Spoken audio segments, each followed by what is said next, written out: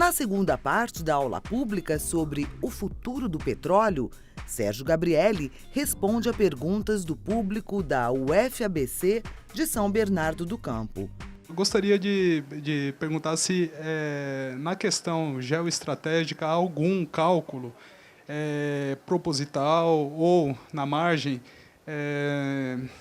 desse aumento de produção de petróleo, essa baixa de preço abrupta a partir de um acordo suposto aí entre a Arábia Saudita e os Estados Unidos para derrubar e dificultar a economia russa, venezuelana e iraniana? Eu acho que esse efeito geopolítico sobre a Rússia, o Irã e a Venezuela é um efeito muito importante, geopolítico importante, porque há um outro efeito dentro dos Estados Unidos que vem desde o início do século XX, que é a disputa entre os grandes petroleiras e os petroleiros pequenos nos Estados Unidos. Então, a produção do chamado shale gas e a produção do tight oil, ou seja, o gás de xisto e o petróleo não convencional, nos Estados Unidos, que cresceu tanto e que eu mencionei que é uma grande revolução, é feita principalmente por pequenas e médias empresas.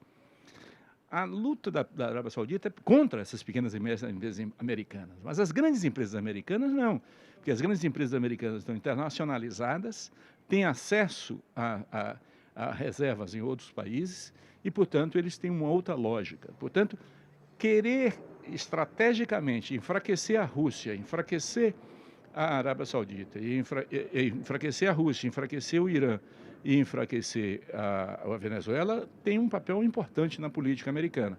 Então, nesse aspecto, eu não sei se houve um acordo formal, mas o efeito objetivo é de uma ajuda aos Estados Unidos contra esses três países. Existe um discurso muito recorrente sobre o papel do petróleo, né, dentro do cenário global da energia, né, muita gente dizendo que com o avanço dos combustíveis renováveis, né, e também com todos os problemas relacionados com o aquecimento global, né, o papel do petróleo nas emissões de CO2, enfim, esses problemas juntamente com, enfim, avanços tecnológicos, eficiência energética, etc., tudo isso tornaria o petróleo cada vez menos relevante como fonte de energia. Então, nesse sentido, países como o Brasil, que agora estão se tornando grandes produtores de petróleo, teriam mais que liquidar logo essas reservas, né, enquanto elas ainda têm algum valor. Como é que você avalia essas ideias? A história na indústria do petróleo mostra que, em vários momentos, a ideia de que o petróleo vai acabar perpassa a opinião pública. Nesse momento, eu, por exemplo, acho que nós temos hoje uma discussão muito importante sobre qual é a perspectiva das energias alternativas para o futuro. Acho que elas vão crescer mais do que as outras fontes energéticas. Não há dúvida que a energia eólica, não há dúvida que a energia solar, não há dúvida que a energia de ondas, não há dúvida que a energia geotermal vai crescer mais do que as energias fósseis. Eu não tenho a menor dúvida disso. E vão crescer muito mais. Só que elas partem de uma base muito pequena. Hoje, na matriz energética mundial, em termos de fontes primárias de energia, se você somar toda a geração solar, mais a geração eólica, mais a geração de ondas, mais a geração de geotermal, dá menos de 1,5% da matriz energética mundial. Portanto, mesmo que ela cresça 10 vezes mais do que as outras fontes energéticas, ela vai passar, nesse período que ela crescer 10 vezes mais, de 1,5% para 15%. Portanto, o tamanho das energias alternativas é pequeno. Segundo elemento importante é de que nós estamos tendo dois fenômenos em relação aos dois principais hidrocarbonetos, gás natural e petróleo. Em relação ao gás natural, por exemplo, nós estamos tendo o contrário do que esperávamos em termos de um país, de um mundo mais verde. Com o aumento da produção de gás natural nos Estados Unidos, que é também um grande produtor de carvão, nós estamos tendo um aumento do uso do carvão na geração elétrica e não uma redução do uso do carvão na geração elétrica. Por quê? os Estados Unidos estão começando a exportar gás, os preços do gás caíram muito, mas estão altos ainda em relação ao carvão. Houve uma substituição nos Estados Unidos do carvão pelo gás natural na geração elétrica e os Estados Unidos passou a exportar carvão para a Europa. Então a Europa está hoje consumindo cada vez mais carvão para produzir eletricidade. Então na eletricidade eu acredito que o gás natural vai continuar importante e não está tendo o que se esperava, que é a substituição do carvão na eletricidade. No transporte, mais de 95% da geração de combustíveis para transporte no mundo é petróleo. Não há alternativas energeticamente significativas, mesmo com biodiesel, para o petróleo.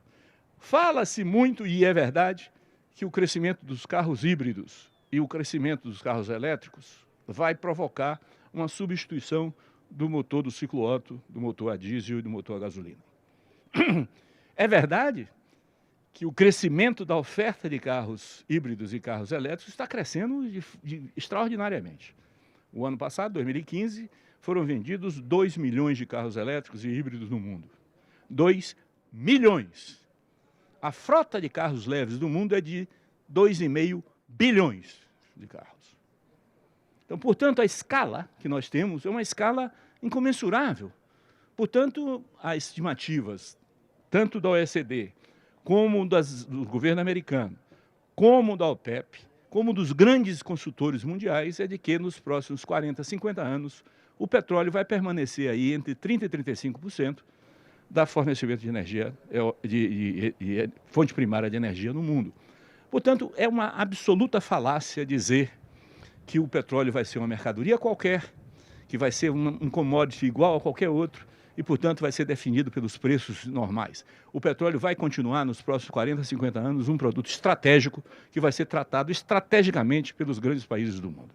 Eu queria saber o papel que a China e a Índia vão ter frente à postura dos Estados Unidos com o Irã, visto que o Irã está aumentando a produção que eles possuem e a China e a Índia vão necessitar cada vez mais de petróleo. Então, qual que é a postura que esses três países vão ter um com o outro na questão iraniana? Olha, a verdade é que o Irã hoje está tentando se aproximar o máximo possível do Ocidente. O Irã está em um programa de privatização intenso de todas as suas atividades dentro do Irã e, portanto, isso fora do petróleo, não só do petróleo. Ele está tentando se aproximar do Ocidente muito mais do que estava antes. Por outro lado, a China, principalmente, a China está com uma política muito agressiva de caminhar para o mundo que produz petróleo, no específico é petróleo, ou seja, ir para a atividade de produção de petróleo em parceria tanto com empresas internacionais como com empresas nacionais. E quer diversificar sua fonte de fornecimento. Hoje a China depende muito fortemente do Oriente Médio, mas está aumentando suas importações da Rússia, está aumentando suas importações da Argélia e de Angola. Então, ela está tentando diversificar fontes de fornecimento. O Irã tem aumentado suas exportações, mas tem aumentado suas exportações nas franjas do mercado europeu. As exportações iranianas desse ano de 2015 cresceram muito, mas cresceram fortemente no mercado europeu, tentando aí empurrar um pouco a Rússia. Então, tem uma disputa de mercado com a Rússia dentro da Europa. Há um outro problema, que é a discussão da geopolítica dos gasodutos. A discussão de rotas de gasodutos e oleodutos através do Mar Cáspio e do Mar Negro, que provocam hoje uma tensão, portanto, entre o Irã no Mar Cáspio é a fronteira sul do Mar Cáspio, entre o Irã e a Rússia. Então, você tem aí uma tensão Rússia e Irã, que é uma tensão que tende a aumentar. Por outro lado, a China, eu acho que não vai se envolver diretamente nisso. Eu deixei a Índia de lado, porque a Índia usa mais mecanismos de mercado para buscar se fornecer para as suas refinarias.